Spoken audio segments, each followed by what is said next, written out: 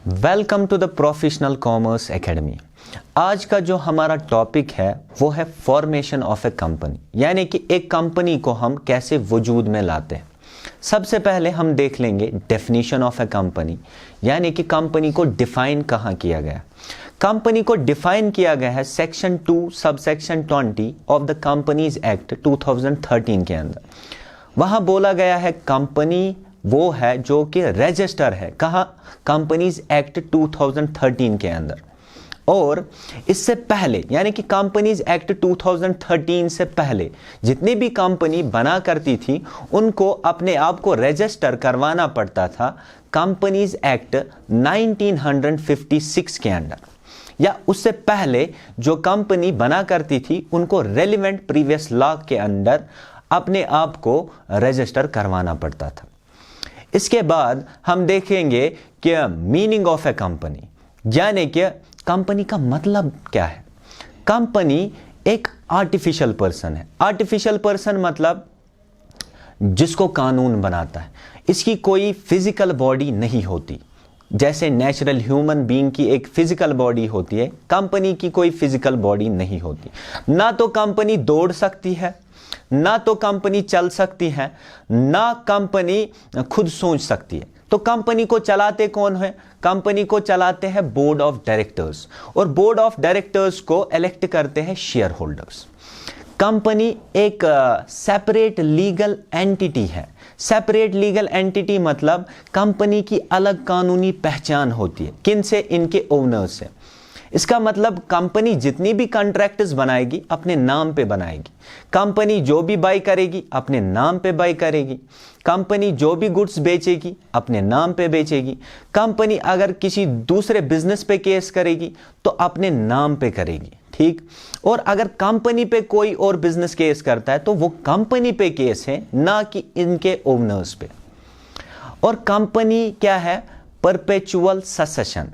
इसका मतलब कंपनी को कोई फर्क नहीं पड़ता, चाहे कोई बंदा आए कंपनी में या जाए कंपनी से, तो कंपनी के वजूद को कोई फर्क नहीं पड़ता। मिसाल के तौर पे किसी की डेथ होती है, या कोई इंसान पागल हो जाता है, या कोई रिटायरमेंट लेता है, या कोई इंसॉल्वेंट दिवालिया निकलता है, तो कंपनी के वजूद को कोई फर्क नहीं पड़ती। फॉर एग्जाम्पल जो रिलायंस है इसको किसने बनाया? धीरूभाई अंबानी ने। उनकी तो डेथ हो गई लेकिन रिलायंस वही है। इसी तरीके से किंगफिशर, तो विजय माल्या का तो दिवालिया निकल गया लेकिन किंगफिशर वही है। तो कंपनी के वजूद को कोई फर्क नहीं पड़ता।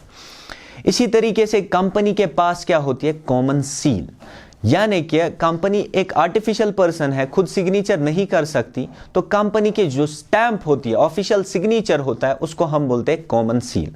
हाउएवर इसको ऑप्शनल बनाया गया कंपनीज एक्ट 2013 के अंदर। तो कंपनी क्या है? एक आर्टिफिशियल पर्सन है, सेपरेट लीगल एंटिटी है, परपेचुअल सक्सेशन है एंड कॉमन सील। अब हम आते हैं फॉर्मेशन ऑफ ए कंपनी, यानी कि कंपनी का वजूद कैसे, कंपनी वजूद में कैसे आती है। तो कंपनी वजूद में कैसे आती है? यह कोई सोल प्रोप्राइटरशिप का बिजनेस नहीं है कि हमने सोचा और कल डाला। तो मैंने फॉर एग्जांपल मैंने सोचा कि मैं कोई गारमेंट्स की दुकान खोल लूं, तो आज मैंने सोचा तो कल डाल दी ना, बल्कि कंपनी फॉर्म करने के लिए, वजूद में लाने के लिए हमें बहुत सारी फॉर्मेलिटीज को पूरा करना पड़ता है, और उन फॉर्मेलिटीज को पूरा करने के बाद कंपनी वजूद में आती है। तो कौन कौन से स्टेप्स हैं जिनको फुलफिल करने के बाद कंपनी वजूद में आती है? तो 4 स्टेप्स हैं जिनको फुलफिल करने के बाद कंपनी वजूद में आती है। तो पहला स्टेप कौन सा है? प्रमोशन। दूसरा स्टेप कौन सा है? इनकॉर्पोरेशन। तीसरा स्टेप कौन सा है? Capital subscription. और चौथा स्टेप कौन है? Commencement of business. यानी कि 4 स्टेप्स हमने फुलफिल करने हैं, तब जाके कंपनी वजूद में आती है। तो पहले हम देखेंगे कि प्रमोशन क्या होता है। प्रमोशन मतलब सबसे पहले एक बंदे के जहन में ख्याल आएगा कि मैं एक कंपनी को खोलूंगा, या एक प्रोडक्ट बना लूंगा, या एक सर्विस बना लूंगा।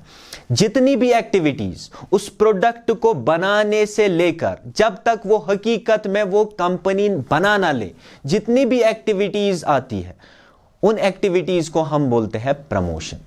और जो वो बंदा वो एक्टिविटीज परफॉर्म करता है, उस बंदे को हम प्रमोटर बोलते हैं।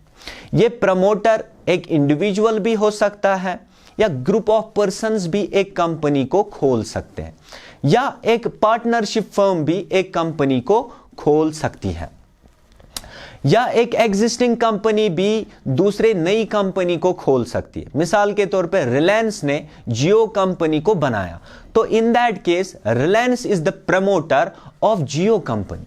ठीक, अब प्रमोशन में भी बहुत सारे सेटअप्स हैं। उन सेटअप्स को पूरा करने के बाद हम बोलते हैं ये प्रमोशन स्टेज है कंपनी फॉर्मेशन का।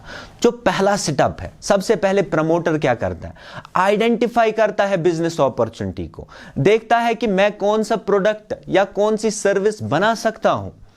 मार्केट को वो स्कैन करेगा और देखेगा कि लोगों की प्रॉब्लम है क्या, और उसी हिसाब से उस प्रॉब्लम को कन्वर्ट करेगा अपॉर्चुनिटी में, और उसी हिसाब से कोई प्रोडक्ट या सर्विस बना लेगा, और वो देखेगा कि उस प्रोडक्ट को बनाने में कितनी रिस्क इन्वॉल्व है। ठीक, इसके बाद जो दूसरा स्टेप है वो क्या है, फीजिबिलिटी स्टडीज। फीजिबिलिटी स्टडीज में क्या देखता है प्रमोटर, जो मुझे प्रोडक्ट बनाना है या सर्विस बनानी है, अब इसकी डिटेल्ड इन्वेस्टिगेशन करेगा। वो डिटेल्ड इन्वेस्टिगेशन मतलब कि वो देखेगा कि इस प्रोडक्ट या इस सर्विस में बनाने में कितना खर्चा आ जाएगा, यानी कि मटेरियल कितने का आएगा, लेबर कितने का आएगा, हाँ, मशीनरी कितने की आएगी, वो सब चेक करेगा। प्रोडक्ट का डिजाइन क्या रहेगा, प्रोडक्ट की प्रॉफिटेबिलिटी क्या रहेगी, और प्रोडक्ट या सर्विस की डिमांड क्या रहेगी, ये वो चेक करेगा किसमें, फीजिबिलिटी स्टडीज में। ठीक, इस फीजिबिलिटी स्टडीज में भी सेटअप्स हैं। सबसे पहले जो प्रमोटर है वो देखेगा कि ये जो मैं प्रोडक्ट या सर्विस बनाने वाला हूं, इसमें ये टेक्निकली फीजिबल है कि नहीं। टेक्निकली फीजिबल मतलब कि जो मैं प्रोडक्ट या सर्विस बनाने वाला हूं, क्या मेरे पास रिक्वायर्ड टेक्नोलॉजी है कि नहीं, मशीनरी है कि नहीं जिससे मैं ये प्रोडक्ट बना सकता हूं, या रॉ मटेरियल मौजूद है जिससे मैं ये प्रोडक्ट या सर्विस बना सकता हूं। अगर उसके पास वो रिक्वायर्ड मशीनरी या मटेरियल होगा जिससे ये प्रोडक्ट बनेगा तो टेक्निकली फीजिबल है, अगर नहीं मौजूद है तो ये टेक्निकली अनफीजिबल है। इसके बाद प्रमोटर देखता है फाइनेंशियल फीजिबिलिटी। फाइनेंशियल फीजिबिलिटी में देखता है प्रमोटर, जो मुझे प्रोडक्ट बनाना है या सर्विस बनानी है उसके लिए मुझे कितना पैसा लगेगा, वो पैसा मेरे पास मौजूद है कि नहीं। अगर वो पैसा उसके पास होगा या उतना पैसा वो अरेंज कर पाया तो वो प्रोडक्ट या वो सर्विस फाइनेंशियली फीजिबल है, अगर नहीं तो वो फाइनेंशियली अनफीजिबल है। इसके बाद प्रमोटर देखता है इकोनॉमिक फीजिबिलिटी, मतलब जो मैं प्रोडक्ट बनाने वाला हूं या सर्विस बनाने वाला हूं उसमें वो प्रॉफिटेबल है कि नहीं, इकोनॉमिकली वायबल है कि नहीं। अगर वो प्रोडक्ट प्रॉफिटेबल या वो सर्विस प्रॉफिटेबल होगी तो प्रमोटर उस प्रोडक्ट या सर्विस को बना लेगा। अगर वो प्रोडक्ट या सर्विस इकोनॉमिकली वायबल यानी कि प्रॉफिटेबल नहीं होगी तो प्रमोटर उस प्रोडक्ट या उस सर्विस को नहीं बनाएगा। ठीक, अब दो सेटअप्स हो गए। पहला सेटअप क्या था, आइडेंटिफिकेशन ऑफ बिजनेस अपॉर्चुनिटी। दूसरा सेटअप क्या था, फीजिबिलिटी स्टडीज। फीजिबिलिटी स्टडीज में हमने देखा पहला सेटअप टेक्निकल फीजिबिलिटी, दूसरा सेटअप फाइनेंशियल फीजिबिलिटी, तीसरा सेटअप हमने देखा इकोनॉमिक फीजिबिलिटी। अब थर्ड सेटअप है यानी कि नेम अप्रूवल। अब कंपनी का जो प्रमोटर होगा वो नाम रखेगा कंपनी का, लेकिन वो नाम अप्रूव कराना पड़ता है किसके यहां, रजिस्टर ऑफ ए कंपनीज के पास। जनरली जो प्रमोटर होता है वो 3 नाम देता है पीरियोडिटी बेसिस पे, हाँ, और रजिस्टर ऑफ कंपनीज के पास सबमिट कर देता है। लेकिन वो जो नाम प्रमोटर देगा रजिस्टर ऑफ अ कंपनीज को वो आइडेंटिकल नहीं होना चाहिए किसी एग्जिस्टिंग कंपनी के साथ, वो सेम नहीं होना चाहिए किसी एग्जिस्टिंग कंपनी के नाम के साथ। हाँ, ना तो वो नाम किसी गवर्नमेंट बॉडी का होना चाहिए, ना तो वर्ल्ड बॉडी का जैसे कि IMF, वर्ल्ड ट्रेड ऑर्गेनाइजेशन।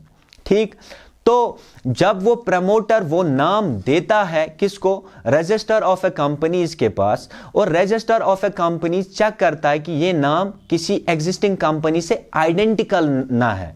अगर वो आइडेंटिकल नहीं होगा तो रजिस्टर ऑफ ए कंपनीज उस नाम को अप्रूव करता है। ठीक, अब नाम अप्रूव करने के बाद हम किनको लाते हैं, प्रमोटर अपॉइंट करता है डायरेक्टर्स को और उनको सिग्नेचर करवाता है, किसको, मेमोरेंडम ऑफ एसोसिएशन को। मेमोरेंडम ऑफ एसोसिएशन क्या है, memorandum of association main document होता है कंपनी का, जिसमें कंपनी के ऑब्जेक्टिव्स लिखे होते हैं, कंपनी है क्या, कंपनी का वजूद क्या है, कंपनी किस लिए बनी, ठीक, कंपनी कौन कौन सी एक्टिविटीज कर सकती है, इस पे साइन करवाता है, किन के, डायरेक्टर्स के, और उनकी कंसेंट लेता है, हम इस कंपनी में एज अ डायरेक्टर काम करने के लिए तैयार है, और उन डायरेक्टर्स को कुछ क्वालिफाइंग शेयर्स भी परचेज करने होते हैं ताकि लोगों को दिलासा लगे कि जिस कंपनी में हम इन्वेस्ट करने वाले हैं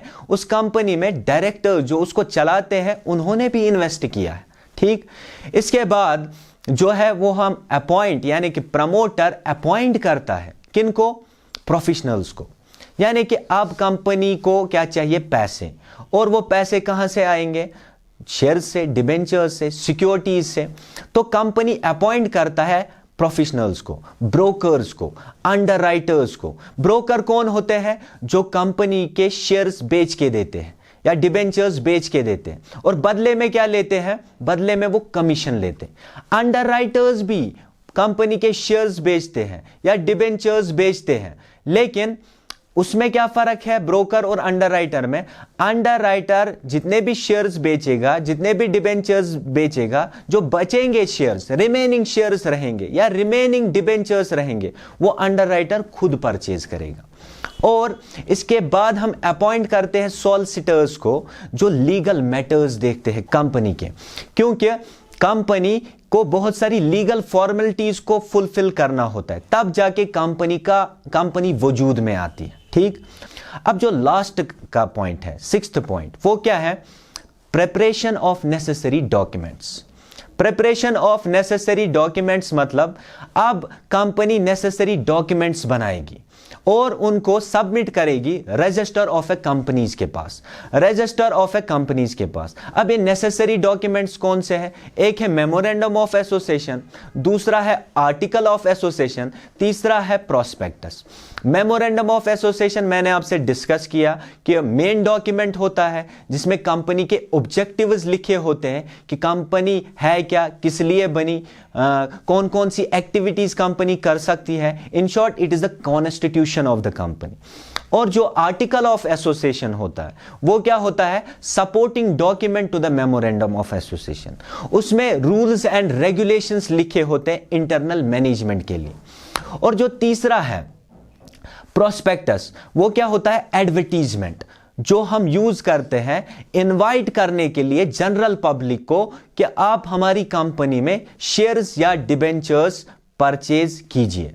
these are the steps of formation of a company. हम कोचिंग प्रोवाइड करते हैं 11th and 12th commerce, BCom, BBA up to UG level. For more detail, you can contact us with the below mentioned numbers. Thank you.